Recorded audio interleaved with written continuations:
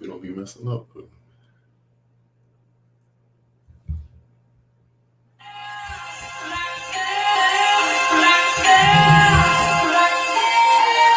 Let's talk about it. yeah, Let's talk about it. yeah. Let's quiet the brain's chatter to reflect on what matters. Mental health is everything in a world full of actors. That's why you gotta stay woke. They won't form toxic bonds, they gotta be broke. Whether it's enemies, friends, or family folk. Well, this is the world. Love yourself and show it care. And make sure anybody else do the same and keep it there. Keep the toxic on the low. Use your throat chakra mode. Surround you with the best support to keep your head up facing north. While departing from the need to be understood, right and liked, and embracing the sensation of just experiencing life. Loving and respecting, honoring, not neglecting the parts of ourselves that process what we stressing. The generational trauma, the being struck by the drama, the being a person of color in a hot pursuit in the summer. It's enough to drive you crazy, have you bouncing off the wall. Shout out to SG, mental health counseling, for answering the call. Now let's talk about it. Let's talk about it. Let's talk about it. Let's talk about it. Yeah. Yes, sir. What's good, people? We coming to you live again from SG Mental Health. This your boy Christian Brown, aka Breeze, coming from the best HBCU in the world, FAMU. This is Dan Richardson coming at you, the highs of Seven Hill FAMU University and Case Western University of Cleveland, Ohio. And I am a registered clinical social worker intern. Let's talk about it. Let's talk about it. So today's topic, we finna talk about mass media and finances and how it affects us mentally. But before we get started there, we got a special guest, a very special guest. Yes, we have with us today Mr. Glenn Griggs. He comes to us with a bachelor's in science degree in economics, and a minor in business administration. He has a proven track record of teaching financial management and reducing college student loan default rates and reducing overall students' indebtedness through the implementation and supervision of financial literacy program on the university and K through 12 level. He has over 500 workshops that he hosted. He's a certified financial literacy educator and has over 10 years of financial educational experience. Let's talk about it. How you doing? Mr. Griggs? I'm doing good. Happy to be here. Thanks for having me on. Yeah. Yes, sir. So before we get started, tell the people more about you. Let the world know who you are. Well, I too am a fellow rattler. Came out on the hill, graduated economics, born and raised in Gainesville, Florida. I've done everything from banking to insurance to financial aid, and finally found financial literacy, and it's stuck. So I've been teaching financial literacy for the past 10 years, just trying to help people navigate this thing called financial literacy. It's so many people we see out here struggling, not because of lack of income, not because they don't make enough money. They just don't know what to do with it when they get it. And so I just wanted to, reach out to the community, reach out to the people, and help fill in the gap so that people can live a better life. It's hard when you're out here struggling, trying to make ends meet and pinching pennies and come up short every month. All we need is just a little information, a little extra knowledge to get us over to help and teach us how to manage our money and grow our wealth, and we can all be happy and successful. Yes, sir. Quick question. What made you get into what you're doing now, if you don't mind me asking? Poverty. I mean, honestly, it was going through the financial struggles myself, learning from my mistakes, making them over and over again, and realizing, there are so many people that don't know the basics. And it sounds complicated. It sounds like it's a hard topic, but just seeing people struggle and knowing when I was in those situations, I was able to do the research, go to school, figure out ways to manage money better and handle my finances and get myself together. But some people just don't have access to it.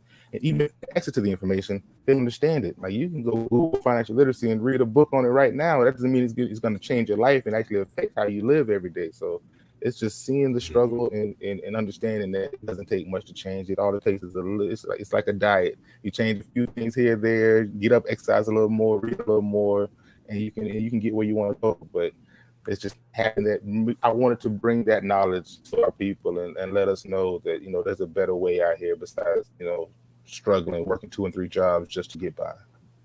Okay.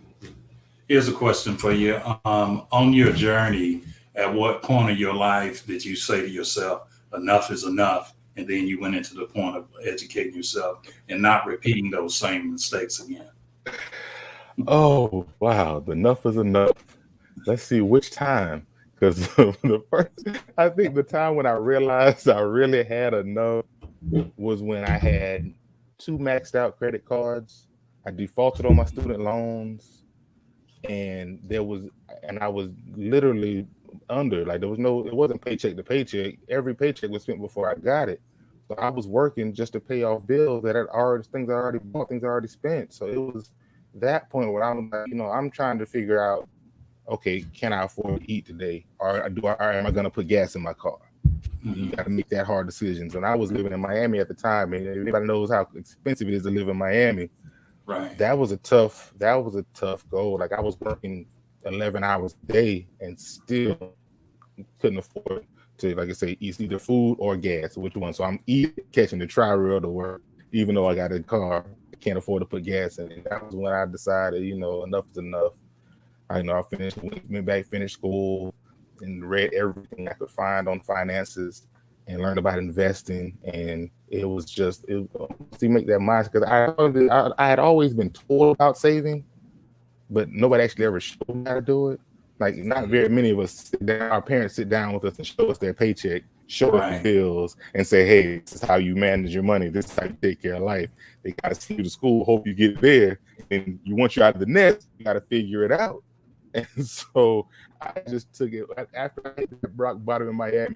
I moved down there because I was having so much fun when I was visiting. So I moved down, and it was the worst time of my life. No fun when you're broke in Miami. Please believe me, it's no fun. Yeah, right. So that was what made me really focus in and everything I could about this financial literacy. Okay. So we have a few questions from the viewers from social media and everything. And once again, the topic is the effects of mass media and finances and all that, how that affects your mental health.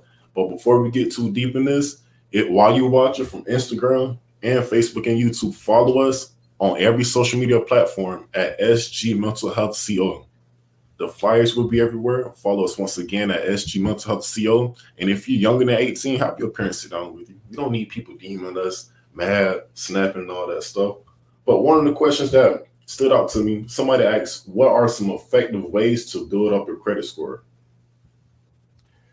Well, the first thing is, we grew up afraid of credit all the time. It's always the fear of credit cards and don't use them. You're going to get in trouble with it. The best way to build your credit score is to use your credit. The credit is just a history of how well you pay people back. If you borrow money, how good are you at paying them back in a timely manner? The biggest factor in your all the time. There's always. My apologies. Oh, no problem. I just said I was going to say that the biggest factor in your credit score is on-time bills on the due date. I know your mortgage might give you a 5-day grace period for the late fee, but if you pay it after the due date, it's going to be a ding on your credit score. So the best thing you can do to build your credit is pay the people you owe on the day that you say you're going to pay them. One of the best tricks I've learned for building up your credit score as fast as possible is have one major credit card that you could use to cover all your household bills, your lights, your phone, your rent, your mortgage, your car note. Make sure all your bills you have one credit card with a balance large enough to cover all your bills. Now, you already have the cash to pay these bills off with. You charge them on your credit card and you pay them off. You pay it off every single time you get paid. So that every month you have an on-time monthly payment going to that credit card. You also have the on-time payments of all of your bills being paid on time, which is going to really boost your credit score in the fastest way possible. After that, the next fastest way is just pay off some of the debts if you have any out there, because that's going to be the next biggest factor is what you owe. But that's always easier said than done. Okay. Yeah. So, what are some basics of financial literacy? The absolute basics, that the baseline where everybody starts and where most of us fall short is budgeting. It sounds so simple, but it's something we don't do. Most of us keep our budgets in our head, and anything in your head is a dream. You need to make it a reality by putting it down on paper and making sure that it's tangible so you can see it. Because what if you? I always ask my students, okay, if I ask you if you're going to drive to California today, would you just jump in your car and start driving? No, you're going to look up the directions, find a map, and figure out how to get there. Well, if you want to be financially fit, you want to be rich or wealthy, you can't just jump out here and start making money moves. You need a plan about how you're going to do it. And that budget is your plan to month by month see where our money is going. That's the most important part about budgeting. Like I said, it's not hard. Everybody can add and subtract. If you can't, you got calculators. But the hard part is sitting down and actually tracking where your money is going every month, because you can nickel and dime yourself into poverty so fast. We do it all the time. Just one value meal a day will cost you over $300 a month. In 3 months, that's a family vacation that you just ate at McDonald's. So it's literally little things like that. But if you see it in writing, if you sit down and write out your budget and you see that I stopped to the corner store every day on the way home and got chips and a soda, and I end up spending $200 in a month on chips and soda when I could have just went to Walmart and picked up a case of those chips for $20. That's when it starts to hit home. That allows you to see where your money is going, allows you to make those adjustments that are going to allow you to be financially successful. So the first step is always write out your budget, plan where your money is going to go and how it's going to be spent. So it also sounds like you have to be disciplined as well. Ooh, that's the hard part now. Writing it down is easy. Living it is a whole nother thing. The hardest part about financial literacy, about changing your financial future, is learning how to tell yourself no. That's the hardest thing in the world for most people to do, because there's so many catchphrases telling you to do something else. Oh, I work hard. I deserve to be able to buy a new pair of shoes. I deserve, and nobody deserves poverty. Nobody. So it's that mindset of treating you, rewarding yourself for something, spending, because like I say, if you have a conversation with yourself, you'll always win in that conversation. So if you want to buy it, you'll always convince yourself it's okay to buy it, because nobody's telling you not to. But learning how to tell yourself no is the hardest part. And I don't want to make it sound bad, like you can't have anything when you're budgeting or trying to save money. You can have things, you can do the things you love to do. Just put in your budget so you know where that money's going. So if I know, like me, my weakness is Cinnabon. When I go to the mall, I'm buying a Cinnabon. It's just gonna happen. I know this about myself, and so I don't cheat myself. I don't get mad about it every time I go. Like, oh, I shouldn't have done that. No, I put it in my budget, and I know, okay, I might not be able to go out to eat this month because I went to Cinnabon 3 times this week. So I might not be able to eat out. It's just reallocating the funds. We have a limited amount of funds. You really have to decide where it goes and what's most important to you. That's going to make you not only financially fit, but also make you happy. Because without happiness, we have nothing. Right. Okay. We got a question from one of the viewers. The question is, when you make a bad financial decision, how do you come back from it? Never make the same mistake twice. Learn. If you learn from it, it's a lesson, not a loss. We all take those lessons, but something somebody tells you, you kind of remember. Something that you go through that hurts sticks. So if you went through it, you know that money's gone, and now you need that money, and you got to go figure out a way to do something without it.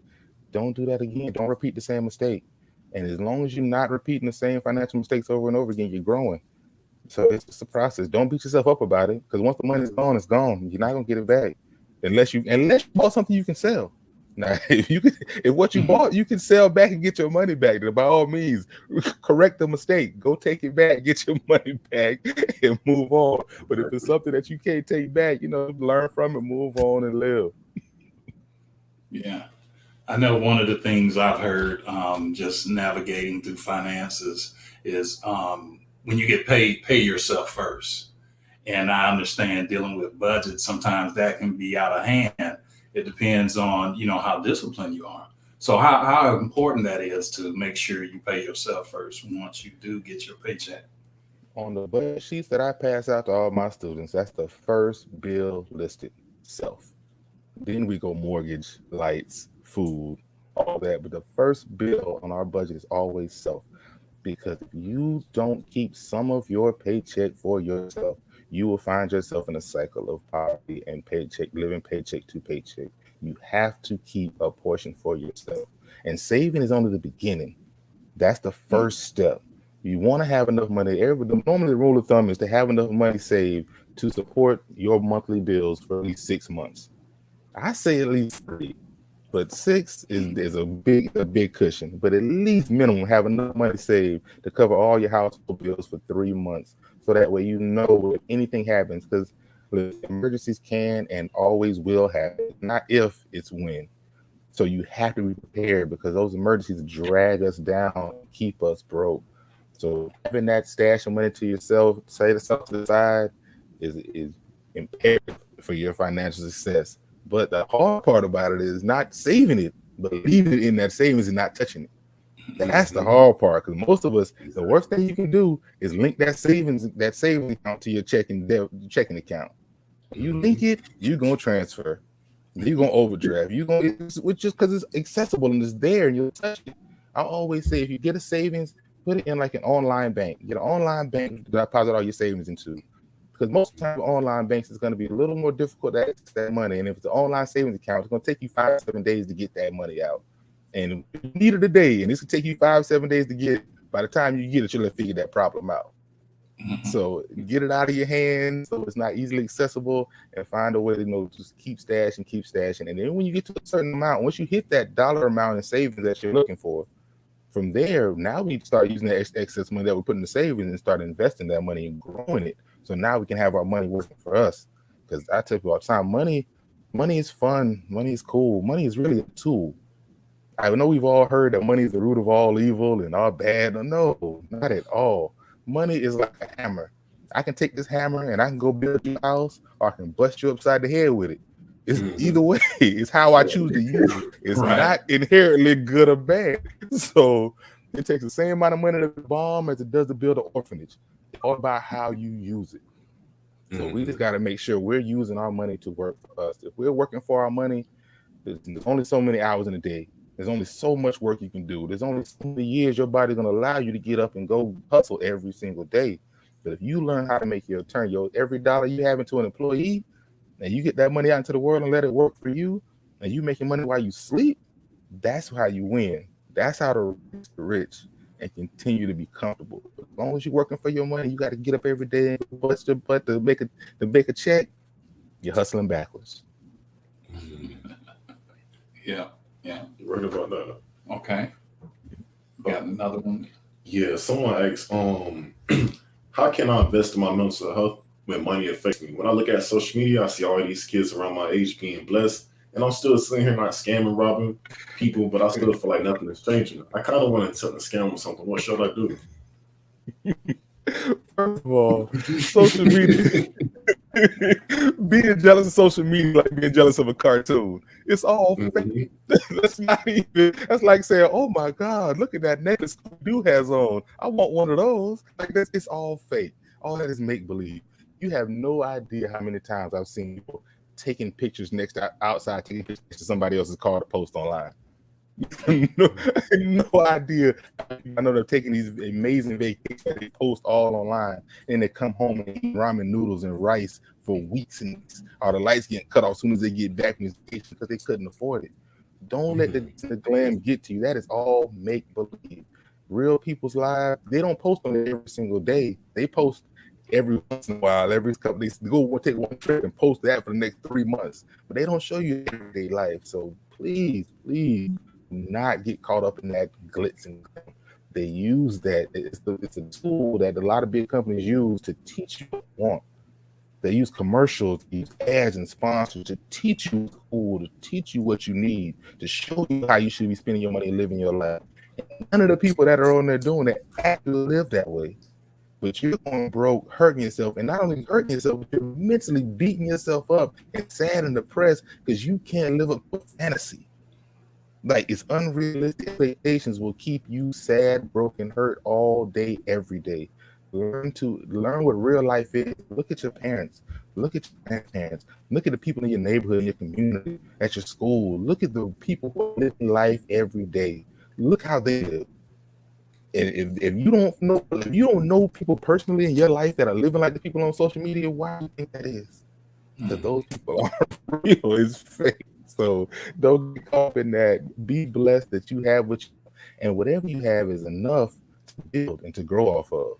If I ask you right now to count to 1,000,000, where you gonna start at? 1, 2, 3. You can't get to 1,000,000 until you get past that first dollar first. So because you're not there yet, you got your first dollar. If you put in the work and then having that dollar make another dollar for you, you're growing and you'll get there. But trying to jump ship and scam, I had a talk with a friend of mine. He just got out of prison, did 5 years in prison, selling drugs, chasing fast money. In his 5 years of selling drugs, before he went to prison, he was selling drugs. He made about 100,000. He said before he got locked up for 5 years. I said, you would have made more money working at McDonald's than you were selling drugs, because in that 5 years, 20,000 over 5 years. I mean, 100,000 over 5 years is $20,000 a year. They pay more than that in McDonald's. So that fast money had you sitting down, losing money because you're trying to get rich tonight. Rich is not overnight thing. Rich is not fast. Rich takes time. It takes 4 to 5 years to build wealth. If you get it quick, you'll lose it quick.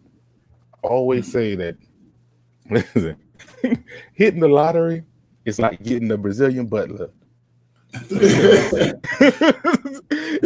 You go in, they suck on you. Now, you haven't changed your diet, you haven't changed your exercise routine. All you did was get the fat sucked out of one place and put somewhere else. So with those same bad habits, all that's going to happen is you're going to be fat within a year with a fat butt. The same with money. If they give you $1 million a day and you haven't changed your relationship with money and how you spend it, what you do with it, then all you're going to do is go broke. Because the more you have, the more you'll spend. My granddad used to always tell me, if you can't save a $2 out of 20, you won't be able to save 20 out of 200. You won't be able to save 200 out of 2,000. It's a mindset. So you're right about that.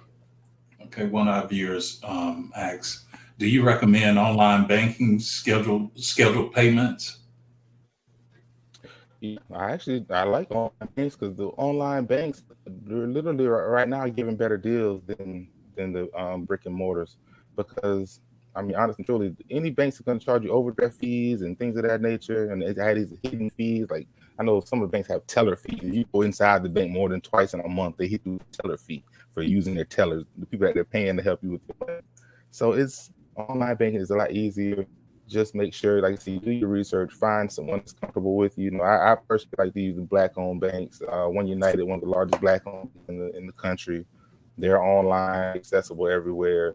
I try to do business that way because it's easier, it's more accessible, and everybody, you live on your phone nowadays. You can manage your entire finances through your phone, and online banking just kind of helps that, make it a lot easier. So yes, I do recommend online banking. Okay. But honest and truly, doesn't mean to keep it all the way 100 with you. I'm not a big fan of banks at all. Because let's break it down. You put your money in a bank, what do they do with your money? Invest it. They invest it back into the community and other businesses, and they make money with your money. While they might pay you 0.05% interest on your money that's in there. That's nothing. You're losing money. So if I were you, I'd invest it myself instead of letting it sit in the bank. If you just invest in regular index funds in the stock market over the last 9 years, they had a 14% increase right now. Wow. So you, instead of making 0.05%, you could have made 14%. And then if you need the money, you could always sell the stocks and get the money back if you need cash in hand.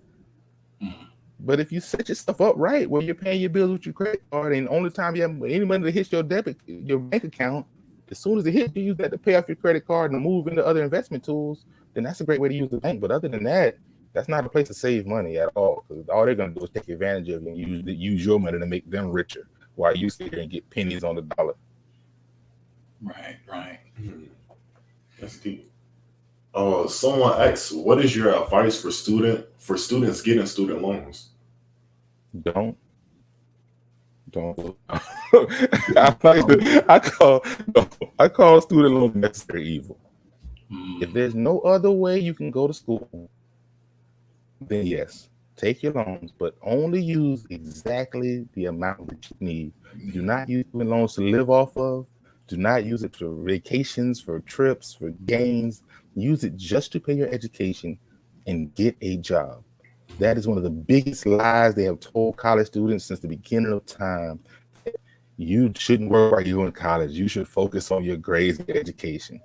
Listen, I'm not a full-time job while you're in college, but what I am telling you is work at least 20 to 25 hours a week, because every study that's been done has shown that for every C a non-working student gets, a working student gets an A, because the time management aspect of having a job and the less stress of having to worry about being drowning in debt when you leave college. Like, okay to work while you're in school. Hey, the colleges take cash. They just don't take loans and grants. They take cash too. So use that money to live off of instead of living off your loan. And that way you don't come out here drowning in debt wishing you never in school. Because you don't want to go to college and become an underwater basket weaver and come out making $10 an hour. And now you got $50,000 in loans. Now you're going to be looking real crazy in the face because you got this huge debt. You're wondering whether college is worth it at all in the first place. So do your research before you go to college. I know we have our dream schools and this school sounds amazing. It was fun when I visited. Look at how much they cost first. Each college costs a different amount. They're not all the same. Look at the price. See what you're getting for the price and do your math to make sure that the major that you're going into, the field you want to get into, is going to be worth the investment of time and money that you're going to put into it. Passion is one thing, but you can't eat passion. You can't go to Publix and pay with passion. You need money. So you got to make sure you're making sound money decisions, not just how you feel about a college or an education. I say loans are there, but that's like last resort. If you have no other option, if you've applied for 400 scholarships and all turned you down and you can't get a job, then yes, take your loans. But if you're in college or even not in college, you should be applying scholarships every single week. There's so much free money out there that goes unclaimed. It's ridiculous. I had a female student get a $20,000 scholarship. It was an all-male scholarship. Only her and one other girl applied for it. She beat the other girl out and got $20,000. Wow. It was all male. If one guy had applied, he would have got it hands down, no question. No question. Just never applied. So what websites can you give students that's listening right now, like to that easy money? Oh man, there's so many. We can start. I like Scholly is a good app you can use. Fast Web has always been pretty solid. United Negro College Fund, they're good. They have a lot of scholarships on their website. Wells Fargo has a scholarship portal. Almost every major Fortune 500 company, from Coca-Cola, Pepsi, like all it takes is a quick search. If you're going to HBCU, Thurgood Marshall is a great scholarship fund to use. So much money out there. All it takes, honestly, is sitting down, writing one solid essay, and then putting that on the stroll. You send that bad boy out to any and everybody who's offering money and let them tell you no. But normally what happens is we apply for 3 or 4 or 5 and then we give up because we didn't get them. But on average, you only get 1 out of every 10 you apply for, because most of them are national scholarships, not just you in your city or you in your school. Most of them are national. So you're going to probably get 1 out of every 10. So you got to apply for as many as you can. But then you got to decide for yourself what's harder. Is it harder to sit down on the computer and fill out an application for a scholarship, or is it harder to get up and go to work and stand in front of a register or fold clothes at a retail store all day? Like, what's harder to you? You get to decide. But if you don't pick, life will pick for you, and life always picks hard work. Right. Exactly. Okay, here's another one. Recommendations for married couples. If one partner is more financially responsible, how do you balance this, if at all? If one partner is more financially responsible, see, that's a good one, because my belief in marriage is it's not my money, your money, it's household money. It's all one pot of money we're pulling from. It can't be we married. We got to go to the judge. Believe me. So at this point, it's household money, so we have to manage it together. We can't be one person responsible in the house to manage the money, and the other person just be the wayward kid that gets to go blow it any chance they get. We have to have these time that we sit down, be it weekly, be it monthly, As a family, we sit down and go over our budget, go over our spending, pull up our bank statements, track what we're doing as a family, and look at it and talk about it. That's the biggest part. Most of the times, you have they're going to have separate bank accounts, and that's fine. I mean, that's how you manage that part is okay. As long as you come together again and discuss it as one unit, you can always come to understanding. But trying to one person be you the responsible person with money, you handle the money, and I'm just going to live my life and we'll fight about it. That'll never work. Never. So with that being said, with that same question, going back to paying yourself that salary, when you get paid. Now, would you say what you probably, I guess, what have you heard when people do that when they are married? Do they split, go, okay, well, I make $50,000 more than you. You make less than me. So we're going to clear across the board. We'll pay each other, $2,000 a month versus I make the most money. I'm gonna get paid, my cut, the biggest cut because I make more than you, and you get smaller amount. What have you heard on that? Or is the best practice to just come up with a certain number to split across the board to pay yourself out? Normally, when it comes to it's always going to be one person that makes more than the other in the house. Mm-hmm. It's very rare to find two making exactly the same amount of money. But like I said before, this is household money. This is not my check, your check. This is all household money. So if I make 50 and you make 20, that you make 70. So we're going to budget off of how much we can save at 70. Not you pay this much, I pay that much. No, we take the whole pot as a whole and budget it together as a whole. Because trying to do a $50,000 budget and $20,000 budget, it just doesn't make sense. One person's going to feel like they're being taken advantage of because they're paying them majority of everything while the other person gets to spend more.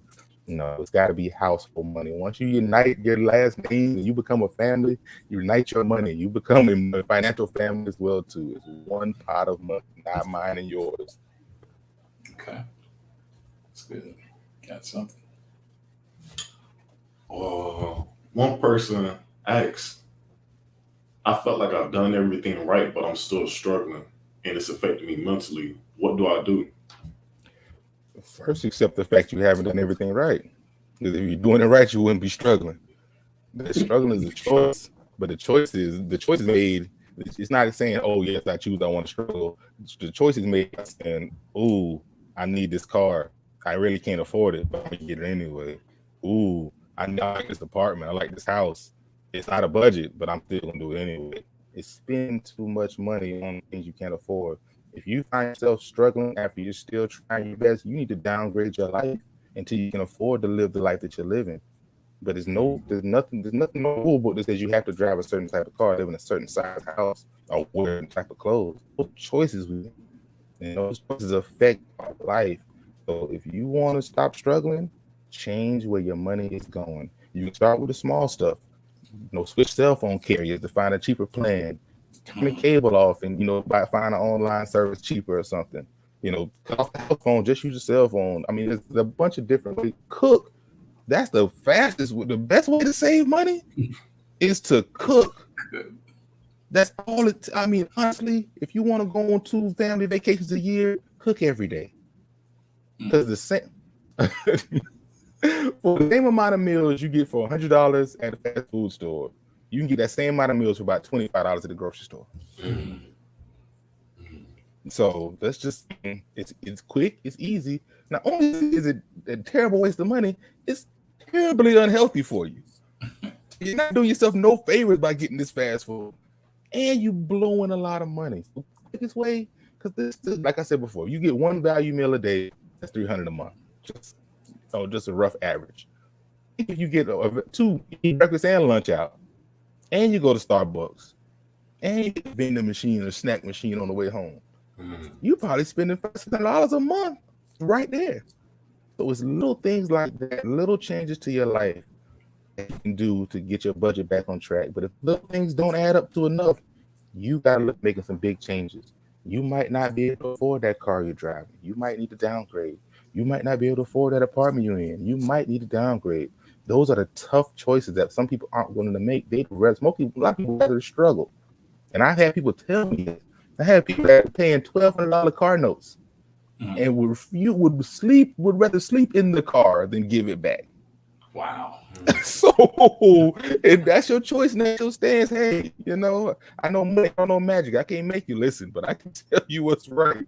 But these are the things that we got to look at our whole overall. Like, that's where that budget comes in handy. You write it down, you look at where the money's going, and then you adjust accordingly.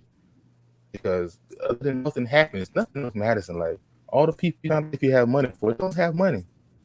Because people that do have money don't look at you like that. And people that do have money look at you when you wear these $200 pair of jeans and $100 t-shirts and $200 Jordans. People look at you crazy. People that have money because they know you're broke. You wearing all your money. All you can. And like one of the best quotes I heard, it was from Little Bootsy of all people. This man said, if you can look in your closet and you got $10,000 worth of clothes in your closet, you got $10,000 in your bank account, you are way too materialistic. And I felt that wholeheartedly. You got $10K worth of Jordans sitting in your closet and you ain't got $10K in your bank, you're living wrong. Wow. That's real. That's real. Yeah. Wow. That's deep. It's definitely, like I said, the way we handle money it's a very personal thing. It gets to be very emotional for some people, but it's math. Once you take the emotions out of it, do the math, and dollars always make sense. If you add it up, if it don't add up, do something different. If it's not getting you to where you want to be, something different. But change is never easy. That's the hardest thing to get accustomed to is change. But that's the most consistent thing in your life is change. The better you are dealing with change, the more successful you'll be in life. Because without change, there's no growth. Without growth, you'll be stuck in the same place. And it's almost impossible to be stuck in the same place because everybody else is moving. So if you're standing still, you're really moving backwards because people are passing you. Yeah. So get comfortable with change, and that's going to be the best way to make any type of difference in your life. So on the mental health level, why do you think a lot of people, I can't say most, but a lot of people don't seek help in financial situations until they lost it all or about to lose it all? One, it's embarrassing.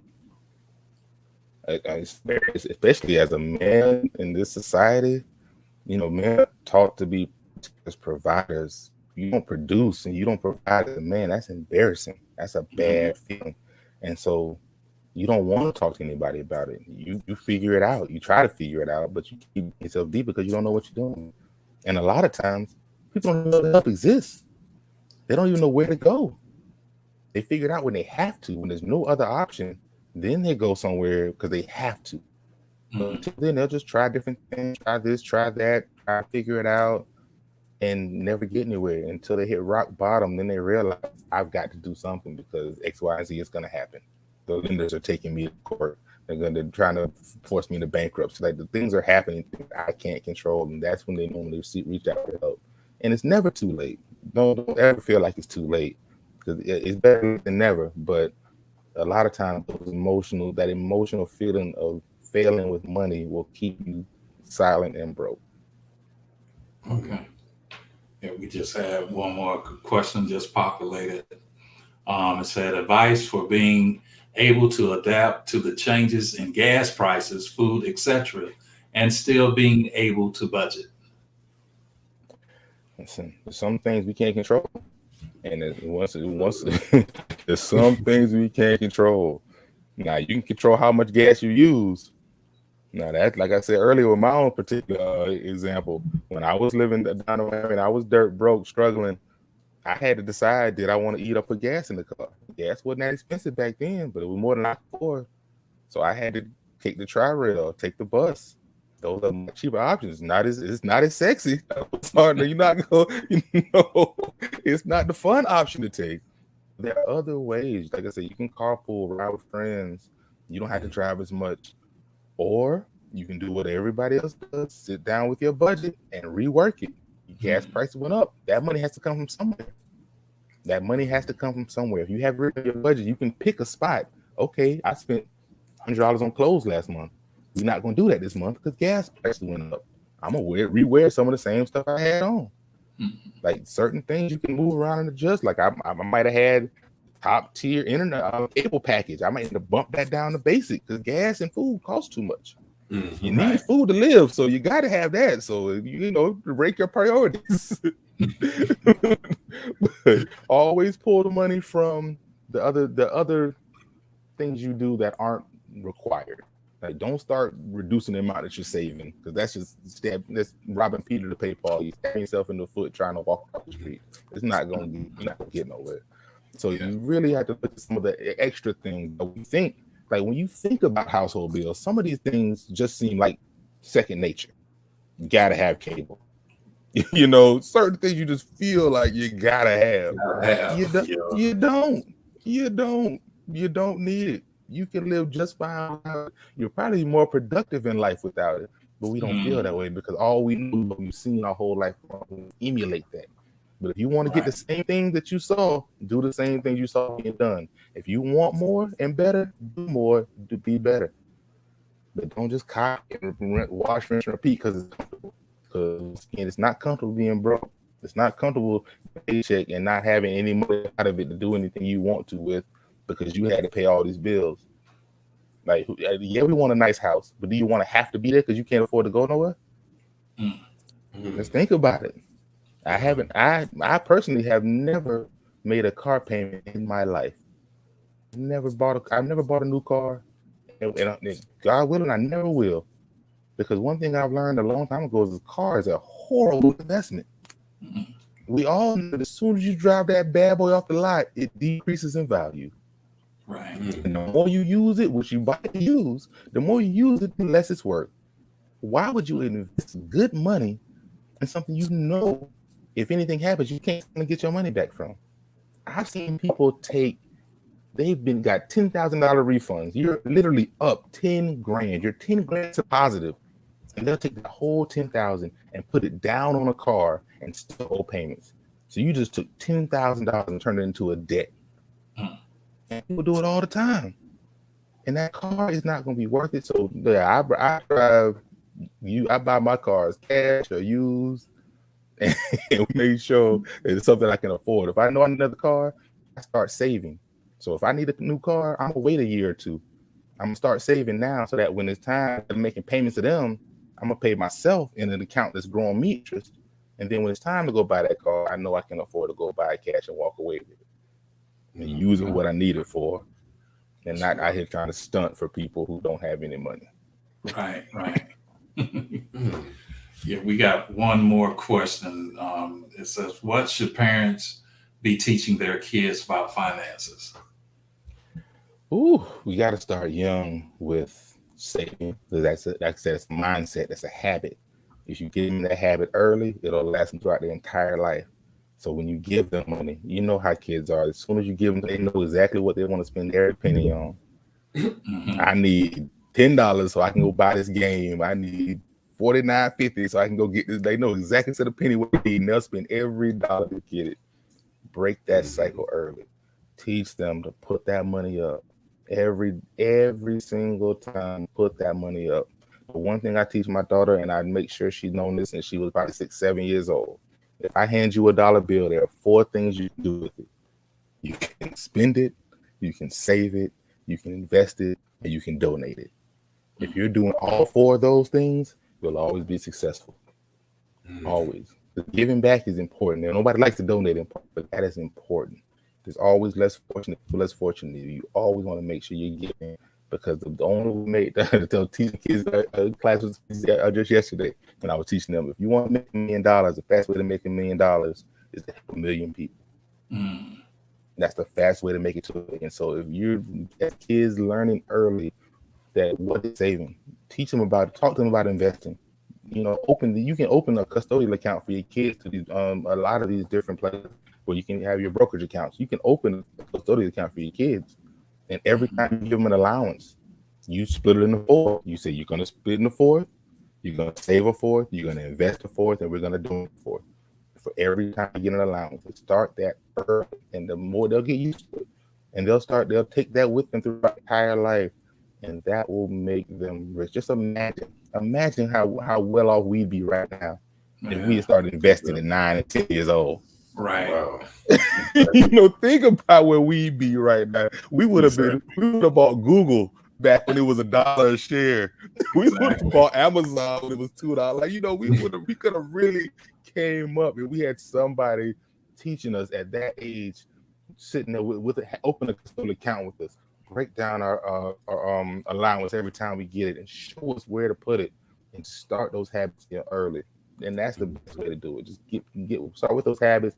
As they grow, add more to it. Teach them about taxes before when they get their first job, about how to file taxes, with paying taxes. Make sure they know this information.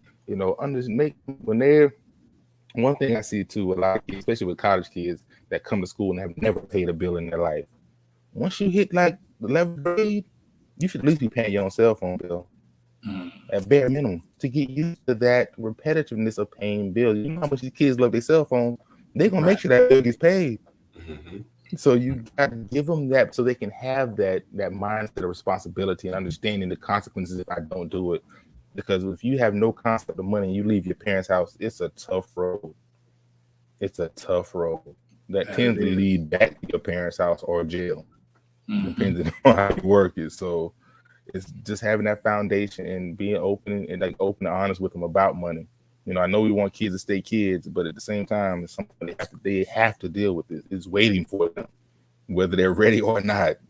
Real world responsibilities are waiting for them. So be open and honest with them about it. Talk to them. Have this conversation. When you sit down and do your bills at the end of the month, talk to your kids. Let them be a part of it. So that way they can see how these things go and they can have those habits that we didn't have growing up and understand how this goes. When your kids turn 18 and they move out of the house, add them to your credit card as an authorized user. Don't give them a card, but add them to the card as an authorized user. Now their credit score is going to get a bump just because of your credit history. If you've been paying your card on time, you've got great credit history, and you add them to that card as a credit authorized user, their credit is growing just because of what you've already done. So by the time they leave college, their credit score is going to be through the roof, and they're not going to have those issues. They can have access to capital to do things they want to do. But little tricks like that. And then also, one last one. I know I'll do this all day if y'all let me, but if you can put $6,000 in IRA for your kid, by the time they're 14 years old, they'll be guaranteed to be a millionaire by the time they retire. $6,000 by 14, and they will guarantee to have $1 million in the bank by the time they retire. That means you're taking that off of their plate for the rest of their life. Everybody else is in their 401ks saving for retirement. That's not a word they'll have. That's something they don't have to stress about. They can go on, live their life, make full use of all their money as they're working and living their life, and not have that stress of what am I going to do when I get old. You can take that away from with $6,000, and we spend that on Christmas easy. You're right about that. But Mr. Griggs, I want to give a special thanks from SG Mental Health and Counselor for you just simply taking the time out to have this conversation with us, man. It really means a lot. Right. It really do. And I will be sending you an email later about these scholarship websites because I need to get in there, honestly. I got a whole list for you. Definitely. And I'll give you some tips and tricks on writing them scholarship essays because it's a method to the madness, but it's definitely worthwhile. Yeah, once again, thanks again, Mr. Griggs. You've been a wealth of knowledge, providing us with this great insight, some things that I haven't heard in a while, but I really appreciate it. And one day we would love for you to come back and share some more of your knowledge with us. And once again, I appreciate y'all having me. And anytime y'all want, just reach out. I'm more than happy to come do it. Okay. Yes, sir. Yes, sir. Yes, sir. Enjoy.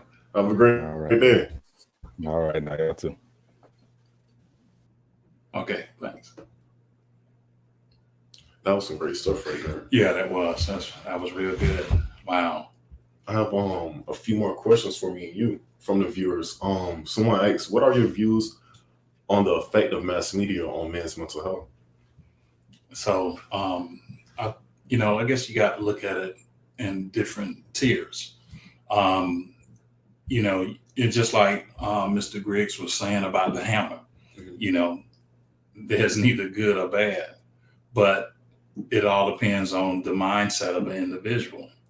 Because if we are taking that information in, and if we are living for the people, so to speak, to make it seem like that, we living for the Joneses, it'll have a major effect, because we're just trying to do things to make people think that we got more than what we have.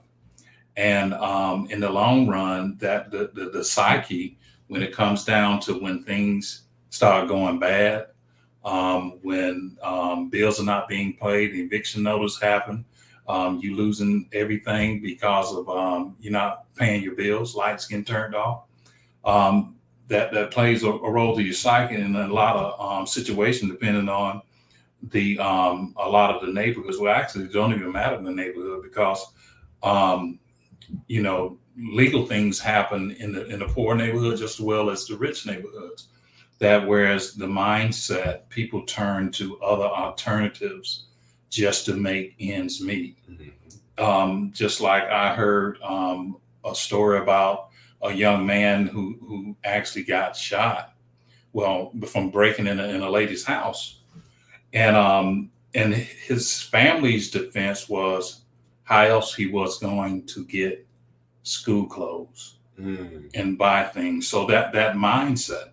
So that whole ordeal, it plays a role, but with the same token, it can be beneficial, because people can learn from the mistakes of others and learn to enhance where they're at based upon the knowledge that they have through mass media.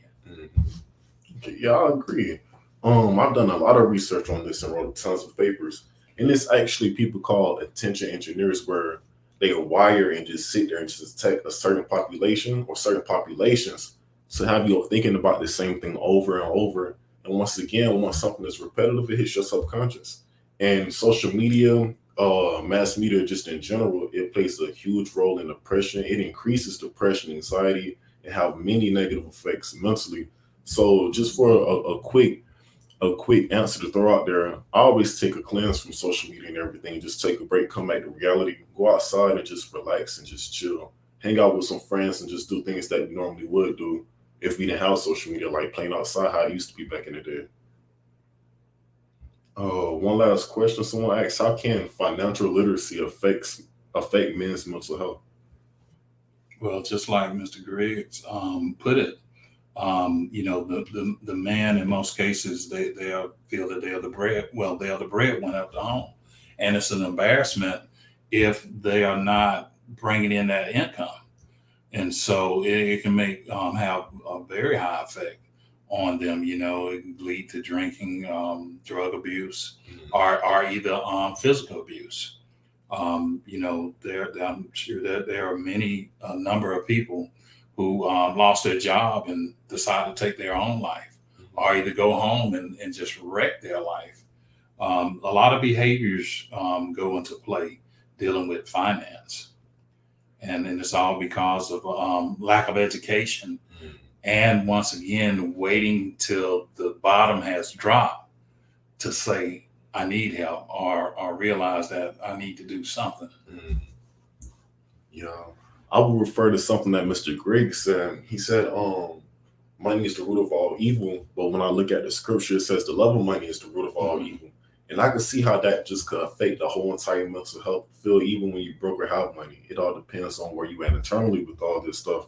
Because just growing up, going to college, doing all this stuff, I've seen how money could affect me mentally, personally. So I just sat there and I just dwelled in ways of like, how can I truly invest in myself? Do I still want to feel like this burden, or do I want to start making these changes and outcomes and just expecting something different of myself? So at the end of the day, you do have to be accountable for your own self. And yes, financial literacy will affect men's and women's, everybody's mental health. Right. So the faster you can invest in that, I would suggest that right away. I would suggest that. But I will be once again, follow us on social media at SG Mental Health CO, YouTube, Facebook, Instagram, TikTok, everything. I will be posting on the page these scholarship websites because I didn't really know that much about them. And I will be posting on my Instagram at 0G_1K, just in case y'all want to know. But until we meet again, that's everything. You could DM us, contact us if you have any questions, any topics that you want us to hit on, and everything. But until then, let's talk about it. Let's talk about it.